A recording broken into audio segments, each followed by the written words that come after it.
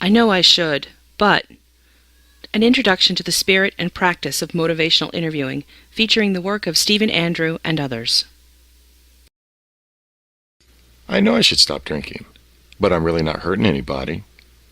I really want to go to the gym, but I've got so many things to do in the morning. I know I should take my medication every day, but it's so hard to remember. Module 1. The Spirit of Motivational Interviewing. Motivational interviewing refers to a set of principles and practices shared by workers in such fields as mental health, transitional age youth case management, substance abuse, probation and corrections, and many others. These principles and practices, comprising a spirit and style of motivational interviewing, focus on helping people explore and resolve their difficulties about changing from one set of behaviors, such as substance abuse, to another set, such as a life free of substance use. About this course. This course introduces motivational interviewing as an option to be considered as an evidence-based practice. The course also provides background information about motivational interviewing. This course can be built upon in instructor-led training. This course features the work of Stephen Andrew, LCSW, a leading motivational interviewing practitioner and trainer. Andrew is a member of the Motivational Interviewing Network of Trainers. He maintains a private practice and consultancy based in Portland, Maine. What is motivational interviewing? The chief authors and leading figures in motivational interviewing are William Miller and Stephen Rolnick. They say, motivational interviewing is a directive, client-centered counseling style for eliciting behavior change by helping clients to explore and resolve ambivalence. Compared with non-directive counseling, it is more focused and goal-directed. The examination and resolution of ambivalence is its central purpose, and the counselor is intentionally directive in pursuing this goal. Who benefits from motivational interviewing? Motivational interviewing benefits people who are ambivalent about life choices. Numerous studies of motivational interviewing demonstrate its positive effects in terms of treatment outcomes. A recent review of more than 100 research studies found that motivational interviewing has proven effective in areas such as mental health, alcohol and substance abuse, health promotion, medical treatment adherence, dual disorders, and couples therapy. Workers in the field of mental health, transitional age youth, corrections, healthcare, substance abuse, and many others have successfully practiced motivational interviewing since its conception in the 1980s. These workers are often referred to as counselors. Motivational interviewing is a method that counselors or workers are invited to consider. The spirit and techniques of motivational interviewing are also valuable in everyday life. Workers who have used motivational interviewing have been able to see positive change occur where, perhaps for years, there has been little hope. Recovery and motivational interviewing. The principles, strategies, and techniques of motivational interviewing are entirely consistent with recovery principles supported by the Massachusetts Department of Mental Health. For example, hope is central to both recovery and motivational interviewing. In addition, individual self-direction is a theme of both recovery and motivational interviewing. Motivational interviewing is an evidence-based practice. Motivational interviewing is listed in the National Registry of Evidence-Based Programs and Practices published by SAMHSA, the Federal Substance Abuse and Mental Health Services Administration. For Stephen Andrew, motivation to change begins with 4 universal human needs: power, love, capability, and belonging. Click on Power to learn more. Stephen Andrew talks about a 32-year-old woman he met in China. She has an opiate addiction, and she wants the same things that I want. I remember her words were so clear. She said, "All I really want is to have a normal life." And then she described it. "I want a job. I want my own place. I want to take naps in the afternoon." And I thought, she wants to be self-directing. The power of autonomy is much deeper than we could ever imagine. You might say that people don't have any choice about their disease or illness, but boy do they have a choice about their recovery. Click Love to continue. Love. People want to love and be loved. As Andrew says, Love is a core need to feel that somebody hears you, believes you, and cares about you. Motivational interviewing helps with that, using accurate empathic reflections, a fundamental strategy connected to the heart, in which you are really interested in who the person is. click on Capability to continue. Capability. People need to contribute to their own and others' lives. They need to solve their own problems and to feel effective doing this work. Andrew talks about self-efficacy. People want to feel capable. They want to make their own strategy. They want to find their own way. They want to come up with their own ideas.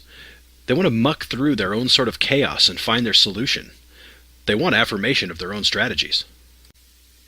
Practitioners of motivational interviewing believe that somewhere in the source of the individual is their own wisdom, their own change theory. To feel fully empowered, they need to use it. Click on Belonging to continue. Belonging. The fourth need is for connection. Andrew says, People want to belong. They want to be part of something. A sense of belonging gives people hope and optimism. click the Forward button to continue. Motivational interviewing makes use of these four needs and underscores that the person can choose to satisfy these needs for himself or herself. The worker actively listens for expressions that represent these four needs and supports them. How we satisfy these needs can be positive or negative, healthy or unhealthy, but the desire to satisfy them is universal. Remember that resolving ambivalence is part of motivational interviewing. Ambivalence is a term that means simultaneous and contradictory attitudes or feelings as attraction and repulsion toward an object, person, or action. Ambivalence is captured in this statement. If I stop smoking, I will feel better about myself, but I may also put on weight, which will make me feel unhappy and unattractive. The speaker feels pulled in two directions. To quit, I will feel better, or not to quit, I will gain weight. Feeling ambivalent, the person may alternate back and forth between attempting to quit and falling back into old habits. The worker's task, using the motivational interviewing approach, is to facilitate the person's exploration of both sides of the ambivalence. As the opportunity arises, the worker directs the person toward change. Stephen Andrew adds, What I love about motivational interviewing is that it amplifies the idea that there are two sides in the individual. A person is having an internal argument, and I need to amplify it so that he can work it out.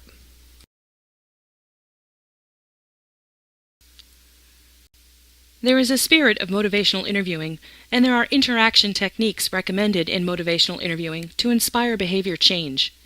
William Miller and Stephen Rolnick carefully make this distinction. 4 principles of motivational interviewing convey the spirit and style that are central to the approach. These principles are: express empathy, support self-efficacy, roll with resistance, and develop discrepancy. Click Express Empathy to learn more. Express empathy. Empathy involves seeing, feeling, and thinking about the world through another's senses. By openly and empathically sharing in the person's experience, the worker may help the person to open up and express concerns, hesitations, fears, frustrations, anger, and feelings of loss. Click Support Self-Efficacy to continue. Support self-efficacy. The worker has to support the person's hope and belief that change is possible. Such hope and belief are important motivators for change. Motivational interviewing may reinforce hope by acknowledging that there is no right way to change, and that the individual is limited only by his or her own creativity and resolve to make other plans if needed and follow through. The person's need to feel capability, their self-efficacy, is an important resource to be tapped. Rolnick and Miller say, The spirit in motivational interviewing relies upon identifying and mobilizing the client's intrinsic values and goals to stimulate behavior change. Stephen Andrew talks about this point. What are the person's dreams? What are her wishes? What is she willing to do about it? What does she have as a plan? We must listen for the person's own wisdom about how she's going to resolve this ambivalence. Click Roll with Resistance to continue. Roll with resistance. The worker using the motivational interviewing approach yields to or rolls with resistance. To roll with resistance includes using specific interaction techniques covered later in this course to avoid or decrease resistance. New perspectives and solutions to problems must originate with the person, while motivational interviewing allows the worker to point the way, to guide the person.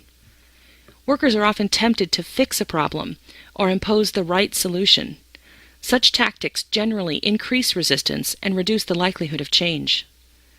What is seen as resistance may be a product of the interaction between the worker and the person. The worker should take perceived resistance as a sign that his or her efforts are not true to the spirit of motivational interviewing. Jeff Allison, a motivational interviewing trainer, likens the interaction around resistance to dancing as opposed to wrestling. Are you dancing or wrestling with the person? If wrestling, you may be engendering the resistance you're trying to overcome. The more you apply force, the more the person resists. However, if dancing, you must attend to the person carefully. When leading in ballroom dancing, you apply subtle pressures that move your partner forward in a manner that uses his or her energy and momentum. You guide rather than force. When dancing is done well, the appearance is of almost effortless but directed movement. So if you find yourself grappling with a person during a discussion, you might ask yourself, am I dancing or wrestling? Click Develop Discrepancy to continue. Develop discrepancy. According to William Miller and others, motivation for change occurs when people perceive a discrepancy between where they are and where they want to be. The worker, using interaction techniques inspired by the spirit of motivational interviewing, helps a person listen to his or her own goals. The worker helps the person come to recognize the difference between current behavior and valued life goals. The difference is the discrepancy. As the person comes to see this difference, he or she may be motivated to change. Miller and Rolnick offer this example of a man who perceived his discrepancy on his own. A man dates his quitting smoking from a day on which he had gone to pick up his children at the city library. A thunderstorm greeted him as he arrived, and at the same time a search of his pockets disclosed a familiar problem. He was out of cigarettes. Glancing back at the library, he caught a glimpse of his children stepping out in the rain, but he continued around the corner, certain that he could find a parking space, rush in, buy the cigarettes, and be back before the children got seriously wet. The view of himself as a father who would actually leave his children in the rain while he ran after cigarettes was humiliating, and he quit smoking. Miller and Rolnick say, when a behavior comes into conflict with a deeply held value, it is usually the behavior that changes. Without some discrepancy, there is no ambivalence. For some people, the first step toward change is to become ambivalent.